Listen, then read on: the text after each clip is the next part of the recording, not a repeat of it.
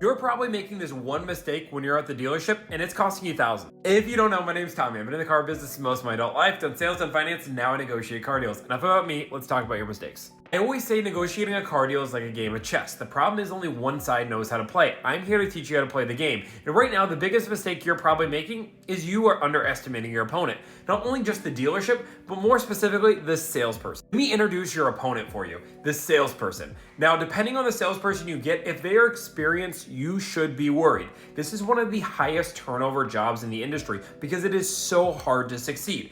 On average, salespeople spend about 2,500 hours a year negotiating and practicing their craft. Yes, that means they're working over 50 hours a week. That's what these salespeople do. For my dealership, you had to go through 4 months of training before you could even talk to a customer. This is the real deal. And yes, every dealership's different. And yes, there's a chance that you're going to get an unexperienced salesperson. But for the most part, you need to not underestimate your salesperson. I'm going to teach you some tricks to make sure that doesn't happen. Number one rule is not to get emotional. Now, this is very hard and people think it's way easier said than done, but you are about to make one of the biggest purchases you're ever gonna make in your entire life. If you're buying one of your first new cars, some people have dreamed of this their entire lives. It is okay to understand that this is a big decision and you can take time to think about it. This is why I preach negotiate online, negotiate over the phone, because this is a big decision. When I talk to all my clients for signing up for my services, I don't even allow them to sign up during my confrontation call. I say you have to think about it because it is a big decision to work with me.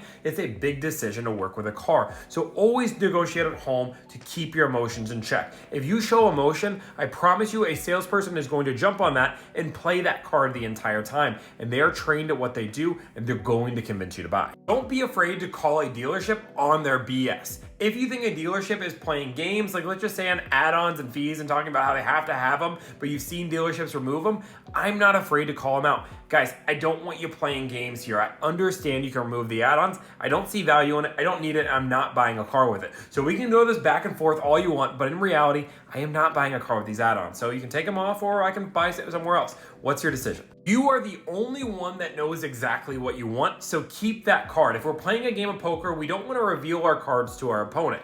So let's just say you're only looking for a white Forester and they only have one white, but they have 30 different other colors. Don't tell the dealership I only will do white, because guess what? That makes it now that their car is rare and unique and very hard to get versus when now they had 30 of them.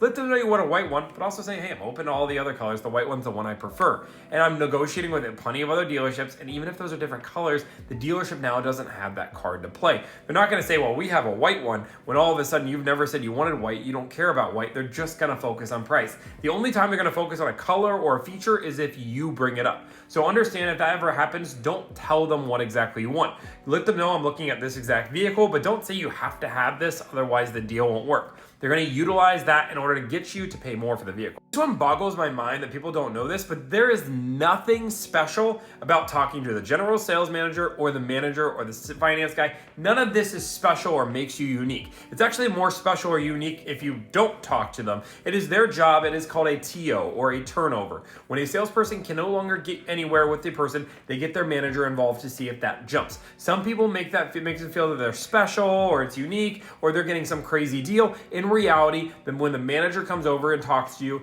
that means absolutely nothing. And just another point, and this is why I don't preach negotiating online, is don't let the back and forth go with the manager and the salesperson. The salesperson, everybody knows it, says, let me go talk to my manager. They get up, they leave, they're gone for 20 or 30 minutes. And you know what they're doing? They're just chatting about their day. I'm sorry guys, but nothing crazy happens back there. It's just them eating, talking, relaxing. They are letting you sweat it out. Because the longer you stay at the dealership, there is a thing where if you spend more and more time there, you feel like you've lost that time and you're going to spend more money. They also feel like they're going to wear you out. It is decision fatigue, and eventually you're just going to fold. And this is how the dealership model works. Some people will deny it, but I'm sorry, this is exactly how dealerships make the most amount of money. This is why dealerships don't negotiate in 10 minutes or 15 minutes. Negotiations can take hours because they want to make the most amount of money. Again, another reason why I preach buying online and over the phone, because I promise you my negotiations don't take that long. I want to make sure this is crystal clear. Dealerships are out to make a profit, and there is nothing wrong with that. Just like there is nothing wrong with us trying to get the best possible deal. Both of these things can be true, and it's a good thing that they are true. The dealership model, some people want to get rid of, but in reality, it can save you thousands of dollars if you know how to play the game. I'm teaching you how to play the game. So if you guys like content like this, I want you to like, follow, subscribe. If you don't want to play the game, you need help, I also help people do that as well. But really, I want to teach everybody how to play the game so they can save thousands, because the dealership buying is fun. So if you guys like content like this, thank you guys so much. Have a great day.